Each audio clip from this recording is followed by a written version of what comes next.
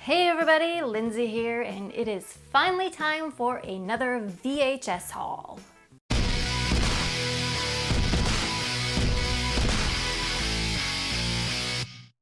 Everyone is cooped up inside with nowhere to go, so let's check out some VHS tapes. I just pulled off some crazy weird ones that I wanted to talk about. These aren't in a category. There are some horror, there's some comedy, there's some action, and there's some what the fuck is that? So without further ado, let's get our first tape up. And our first tape is Killer Bud. Do you smoke pot? I can get pot, no sweat. I'm gonna go get my friend. The Photoshop on this cover is insane. They're all stretched out with their big heads, and there's a sticker on it that says "Question Authority" with like a smirking face. And it stars Corin Nemec, Dave Faustino, Caroline Keenan, Danielle Harris, and Robert Stack. Wow. Gentlemen, you've got work to do. The back of the box says, "Two total losers, Waylon, Corin Nemec, and Buzz, David Faustino, embark on a crazy misadventure to impress their reluctant dates. Barbie, Danielle Harris, and Christy, Caroline Keenan. All they have to do is break into a discounted food store and score the coveted feed bag." And feed bag is capitalized. It isn't long before Waylon and Buzz are being chased by a drug dealer, a copy store clerk, and a mysterious expatriate, and a killer Pomeranian? What? A killer Pomeranian. And there's the killer Pomeranian on the back. I don't know what the hell they did to that dog, but it does not look right. Poor thing. I am tripping. Look at the store. Color 92 minutes. Also available in Spanish. Rated R for drug content, language, and sex-related dialogue. So I'm assuming this came out after or around the time it's Half Baked did, because then there was an explosion of all these stoner boner comedies. Buzz, prepare to poon. Killer Bud. Ugh. Killer Bud. I will last a day in prison. I'll be tortured and humiliated. Some huge hairy man will dress me up like a woman and make me toss his salad. Up next we have a horror film. And the tagline on the front of the box says, "Remember, Jason and Freddy were kids once too." Yep. It's Mikey. Who are you? I'm Mikey Trenton. Trentons don't have a kid. Now they do. Sorry, the first part of the back of this just struck me kind of funny. It says, "The producers of Point Break would like to introduce Mikey." Because this film and Point Break have so much in common. The fans of Point Break, they're gonna want to check out Mikey. He's a wonderful kid. He's perfect. Yeah, he's too perfect.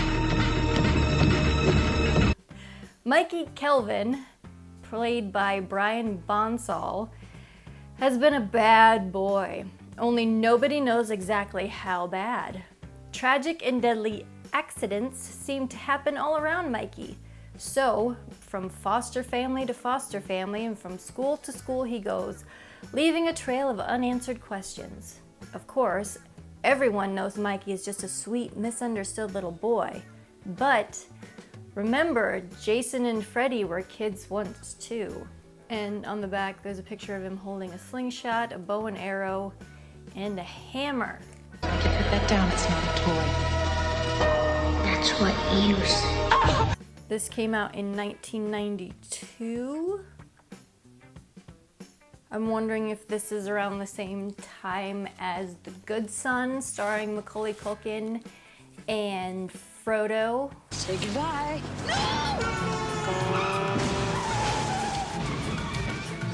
This movie is still banned in the UK. I think that there's something very wrong with Mikey. There's something very strange about him. But yeah, this follows quite a few films that have come out since the 60s of killer children, starting with like The Bad Seed. Mikey. Jason and Freddy were kids once, too. Mikey. Our next tape, I think, falls under the what the fuck category for me. And that is The Perils of Gwendolyn in the Land of Yik Yak. Ah, freaking glare. Eh. I really can't leave you alone for 5 minutes, can I?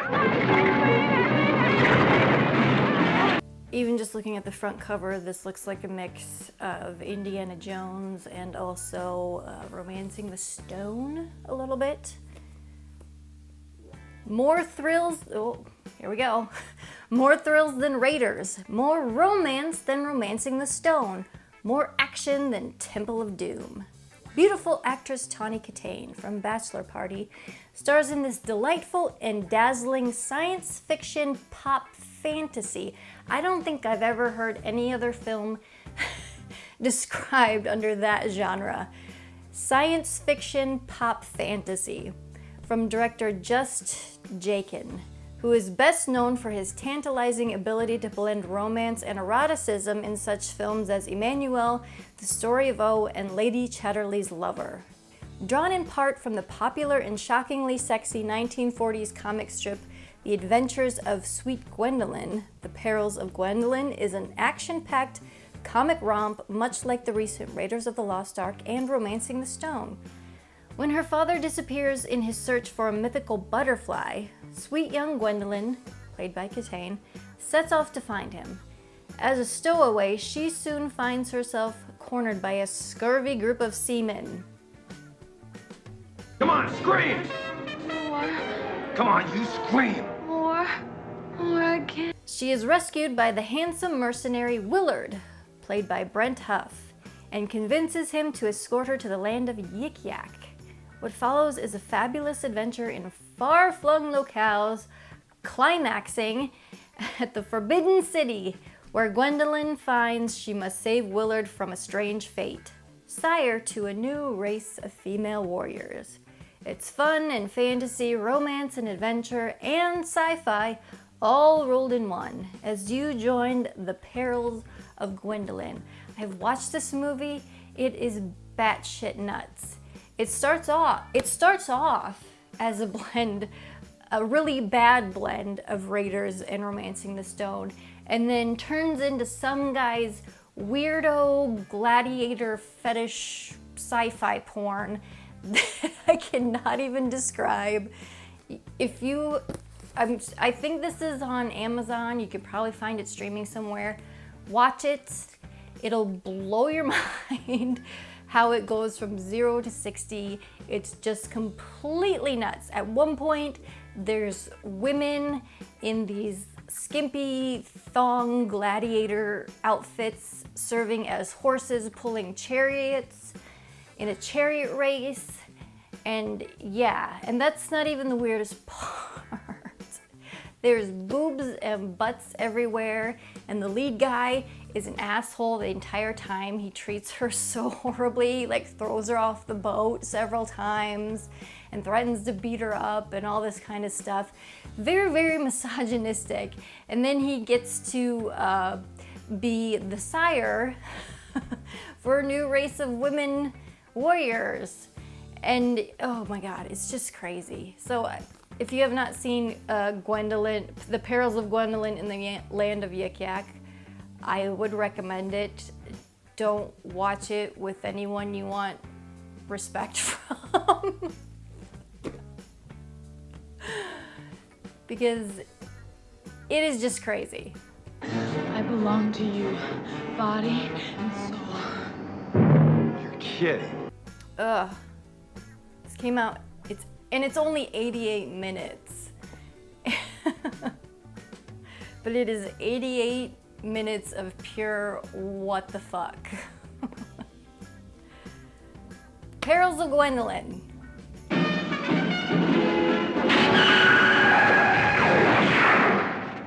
The Perils of Gwendolyn in the lost land of the Yik Yak. Up next, we have an action movie. I love action films. Sometimes I don't know which I like more, horror or action. It's kind of a toss-up. But next up, we have Instant Justice. Just add water. So stupid. God help me if you're not Captain America. Don't worry, I don't take prisoners. The front says, the boldest, brashest, all-American movie this side of basic training. The star of Streets of Fire unleashes a fury of Top Gun entertainment. Oh, this also has Tawny Kitaen in it. It stars Michael Pear, who was in Streets of Fire and Eddie and the Cruisers, and also Tawny Kitaen, Peter Crook, Eddie Avoth, and Charles Napier, which most people know from his role in The Blues Brothers. You're gonna look pretty funny trying to eat corn on a cob with no fucking teeth. Oh, it says adult action. The back of the box says, a lone Marine hero unleashes a fury of instant justice. God, there's a lot of text on the back of here. The authorities refuse to intervene, but somebody, somehow, must stop a murderous gang of drug smugglers. That somebody is Marine Sergeant Scott Youngblood, the pride of the Corps. And that somehow means the killers will soon stare down the barrel of Youngblood's instant justice.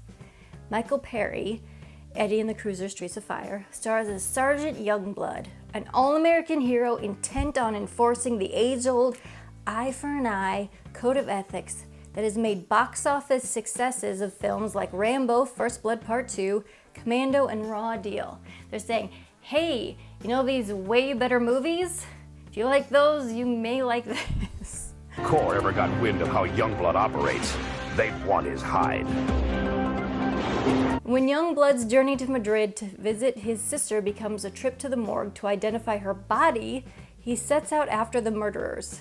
Assisted by an expatriate photographer, played by Peter Crook, and a gorgeous model, bachelor party's Tawny Kitaen, he plunges into a chic world where cocaine is king, might makes any crime right, and he's badly outnumbered. Numbers mean nothing. The Marines have always relied on a few good men, and sometimes even one. Same here. $5,000, I can make him feel like he's died and gone to heaven. Unwilling to compromise the Marine Code of Honor by his own actions, Youngblood resigns from the Corps, then raids the Marine Armory to acquire his firepower. But once a Marine, always a Marine. From grimy back alleys to the drug kingpin's posh home, from a deadly bullfighting arena to a remote airstrip where Youngblood's barreling Trans Am, oh fuck yeah, jousts headlong with cars and a plane.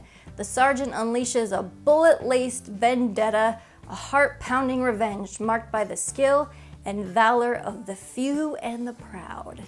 From the halls of Montezuma and now Madrid, one Marine's stirring story unfolds for all action fans in instant justice.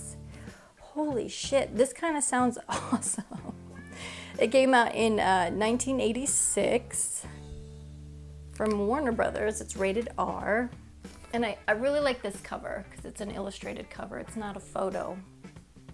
And on the back, he's not in his uniform anymore, but he's got an awesome leather jacket on to wear while he's riding around his Trans Am.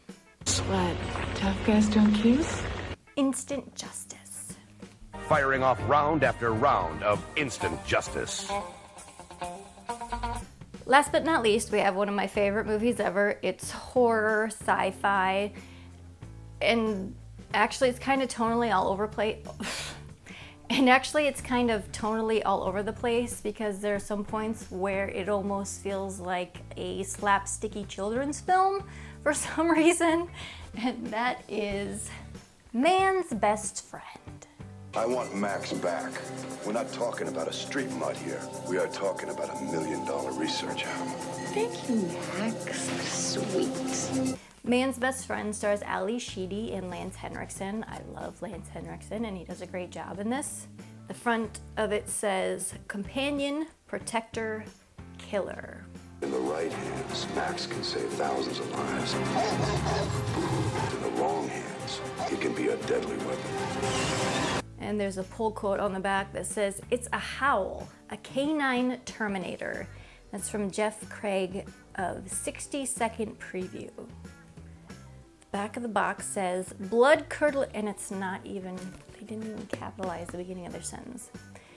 Blood-curdling action and state-of-the-art special effects put the bite into this howling sci-fi shocker starring Ali Sheedy from War Games and The Breakfast Club and Lance Henriksen from Aliens and Hard Target. When an ambitious TV news journalist, played by Sheedy, breaks into a genetic research facility, she uncovers the biggest story of her career and unleashes the lab's most dangerous experiment, Max, a genetically enhanced guard dog with a vicious killer instinct. Superior sight, hearing strength, and intelligence make him faster, stronger, and smarter than any other animal alive, and deadlier. Without the neuropathic drugs needed to curb his aggressive nature, his predatory urge runs out of control, and once he tastes blood, nothing can stop him. He is gonna see. I love this movie. It's great.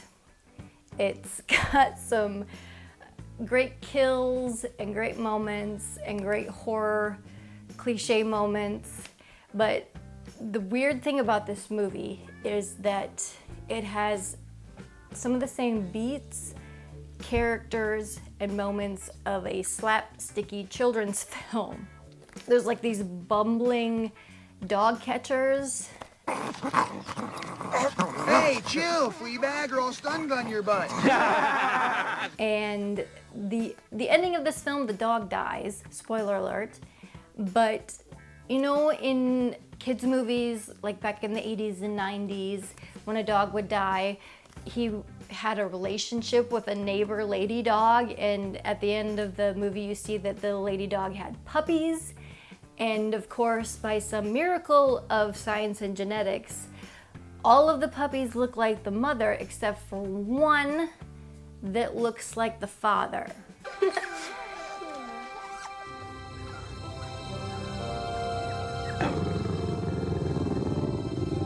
They did the same thing in Turner and Hooch. I'm done. Where is he? He's upstairs. I'll take care of He's it. yours. This is not your room. And this movie has one of my favorite scenes of all time in it, and it uses a dog puppet and a real cat. And I've always said it's the greatest pussy eating scene ever put to cinema.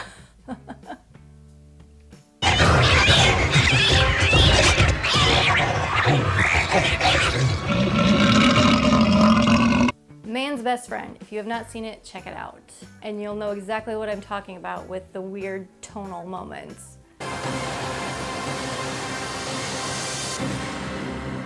Man's Best Friend.